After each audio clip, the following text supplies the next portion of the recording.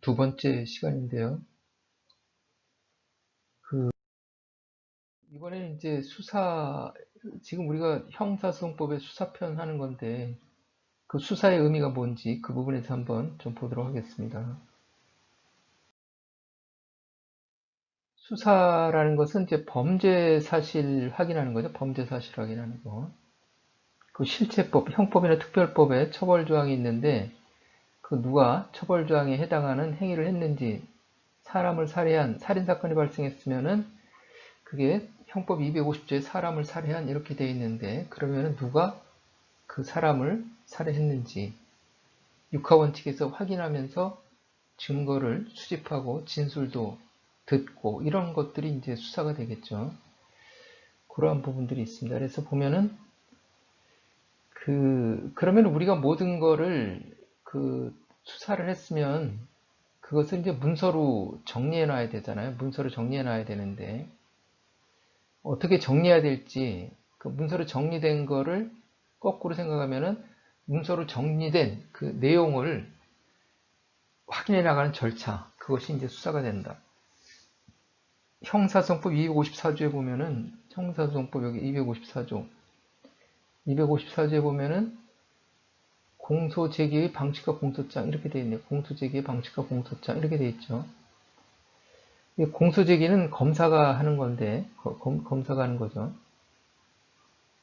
그런데 이제 우리가 수사할 때 참고할 만한 사항이 있어요. 공소장에는 다음 사항을 기재해야 한다 이렇게 됐으면서 1호 해가지고 피고인의 성명, 기타 피고인을 특정할 수 있는 사항. 여기에 보면은 기타 피고인을 특정할 수 있는 사항은 뭐가 있을까? 이것은 형사소송 규칙이라는 그 대법원 규칙, 형사소송 규칙에 보면은 기타 피고인을 특정할 수 있는 사항이 뭔지가 나옵니다. 뭐 이름하고 또 하면은 뭘 해야 특정할 수 있겠어요? 그 주민등록번호, 그거 있어야 되겠죠. 그 다음에 주거, 등록기준지, 이런 걸로 특정할 수 있겠죠. 직업, 이런 걸로. 이름을 모르면 뭐 인상착의 이런 것도 있을 수 있겠죠. 그 다음에 이제 공소장에는 제명도 기재하고 공소사실도 기재하고 적용법조를 기재한다 이렇게 돼 있어요. 그러면은 우리가 여기서 중요한 거는 지금 말씀드리려는 건 공소사실이에요. 공소사실. 이 공소사실 이거를 써주려고 이거를 쓸 수 있도록 하기 위해 검사가 공소사실을 쓸 수 있도록 하기 위해서 하는 게 수사잖아요. 하는 게 수사예요. 수사 단계에서는 뭘 쓰는 거예요? 의견서를 쓰죠. 수사 단계에서는 의견서를 쓰고 재판 단계에서는 뭘 쓰는 거예요? 판결서를 쓰는 거죠. 의견서, 공소사실, 판결서 이렇게 되겠죠. 그러면은 이 공소사실을 어떻게 쓰는지 여기에 맞춰서 의견서를 써주면 되겠지. 여기에 맞춰서 의견서를 써주면 되겠다. 공소사실을 어떻게 쓰는지 그 부분을 살펴보면 되겠죠. 해가지고 사항에 보면 공소사실의 기재는 범죄의 시일, 이게 시일이라 그러면 좀 용어가 좀 낯선데 일시라고 생각하시면 되겠죠. 일시, 장소와 방법을 명시해서 사실을 특정할 수 있도록 하여야 한다. 이렇게 되어 있네요. 그래서 중요한 게 일시, 장소, 방법이구나 해서 처벌조항 해당하는 거 일시, 장소, 방법. 일시, 장소, 방법. 이걸 항상 염두에 두셔야 됩니다. 이게 일시, 장소, 방법. 수사할 때는 항상 일시, 장소, 방법을 해야 되는구나. 왜?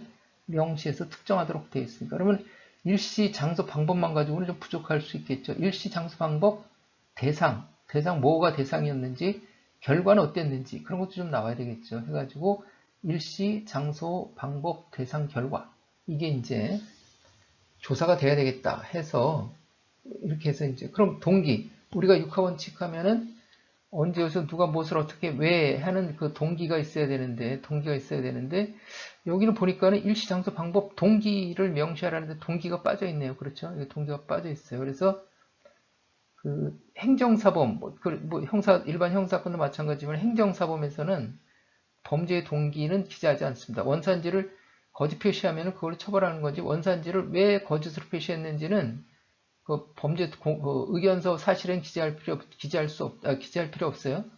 공소사실도 마찬가지고.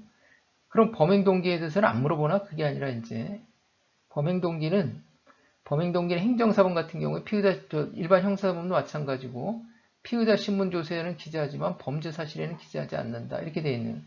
다만 폭행 사건 같은 거, 동기 범죄, 왜 때렸는지 왜 폭행했는지 그런 거는 이제 범죄 사실을 기재하는 거예요. 살인. 왜 살인을 저질렀는지 상해 이런 거 해가지고 해서 이런 동기 범죄들은 왜 그러한 동기로 이렇게 범죄를 저질렀는지 범죄 사실에도 써줍니다. 그런데 이제 대부분의 그 행정사범이나 대부분의 사건들은 여기에 보면은 일시장소 방법 이렇게만 돼 있으니까 이것만 쓰고 말아버리는 거야 그냥. 그 대신 피의자 신문조서에는 다 받아주고요. 이렇게 돼 있습니다.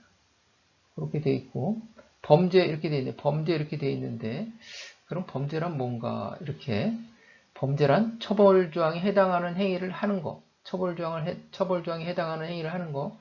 앞에서도 계속 말씀드렸죠. 사람을 살해한 형법 250조에 사람을 살해한 이러면 이제 그 처벌조항이 살인죄 처벌조항이 사람을 살해했다 이렇게 해당하는 행위를 하는 게 이게 이제 범죄가 되는 거죠. 범죄가 되는 거예요.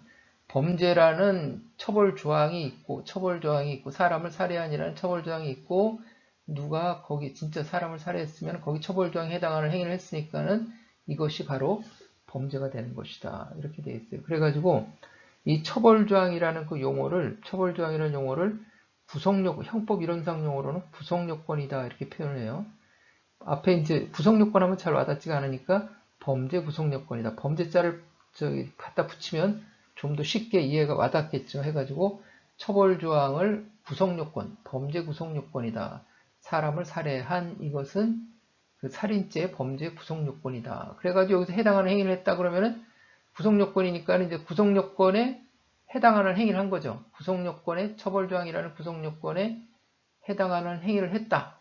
해당하는 행위했다. 이걸 해당성이라고 합니다. 해가지고 구성요건 해당성, 범죄 성립요건의 첫 번째 요건이 구성요건 해당성 이렇게 되는 거예요. 그래서 뒤에는 또 위법성, 책임 해가지고 범죄 성립요건 세 가지, 구성요건 해당성, 위법성, 책임 세 가지가 있는데 요거 이제 다시 다음 시간에 말씀드리기로 하고 이렇게 되어 있습니다. 그래가지고 우리가 하려는 것은 처벌조항에 해당하는 행위를 했는지 일시, 장소, 방법을 확인하는 것이다. 여기 덧붙여가지고 누가 했는지 일시, 장소, 방법 그리고 대상, 결과 이렇게 이제 여기까지 이것을 하는 것이 바로 수사다 해가지고 수사라는 것은 범인을 발견, 확보하고 증거를 수집, 보존하는 국가수사기관의 활동이다. 이렇게 범인을 발견, 확보하고 증거를 수집, 보존하는 국가수사기관의 활동이다. 이렇게 그렇게 이제 말씀드릴 수가 있겠습니다. 그럼 이번 시간은 이것으로 마치기로 하고